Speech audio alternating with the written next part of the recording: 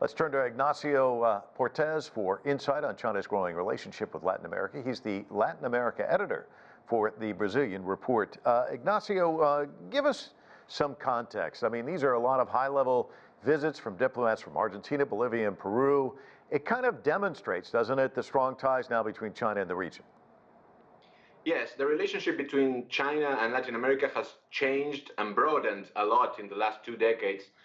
International trade has jumped massively from a very small amount of trade at the start of the century to billions of dollars in commerce. Latin America exports commodities, agricultural commodities, mining products, energy commodities to China, and China also has industrialized a lot and sells to Latin America. They have found a kind of symbiotic relationship over the last 2 decades.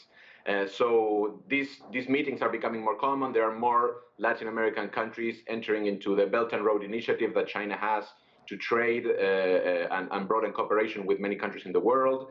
And China is now a strategic partner of many Latin American countries, competing with the U.S. for influence in the region. And this year, as we mentioned, marks the 10th anniversary of the Forum of China and Community of Latin American and Caribbean States, China-CELAC Forum, in other words. It's also the 10th anniversary of the China-Argentina Comprehensive Strategic Partnership. So trace those 10 years for us. I know the Belt and Road is one aspect of it, trade's another. Are those the two big items that you see when you look at this relationship over the last decade?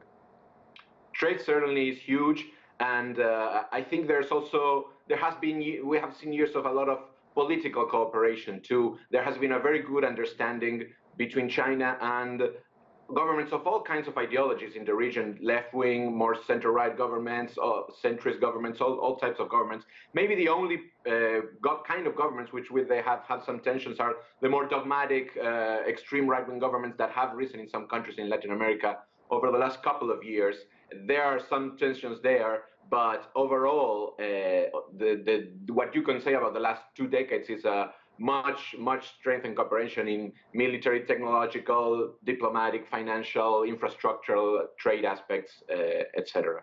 And can you talk to us about the significance of this currency swap deal between China and Argentina? Yes, Argentina is in a very bad financial situation, has a lot of debts with many countries, has debt with the IMF, the International Monetary Fund, which is where the US has more influence, and it has looked for alternative sources of financing, such as China. This currency swap with China has been used for Argentina as a way to plug gaps in the short term of financing that Argentina has had under previous administrations. And now the current administration, despite some tension with China, because this is the Milei administration is more similar to the Trump government in the United States, so there is some tension. The government still sent important representatives to China to extend this financial help from China to keep the country financially afloat. So this will be a very important aspect of the meetings between the foreign representatives of Argentina and the Chinese representatives. And we got about 20 seconds. It's also important to point out that the business delegations are also there as well as the diplomats.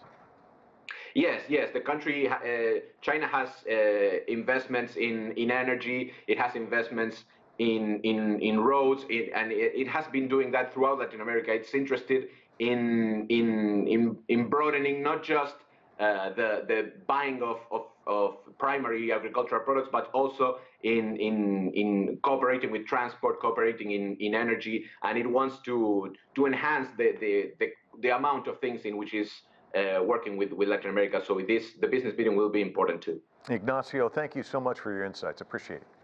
Thank you.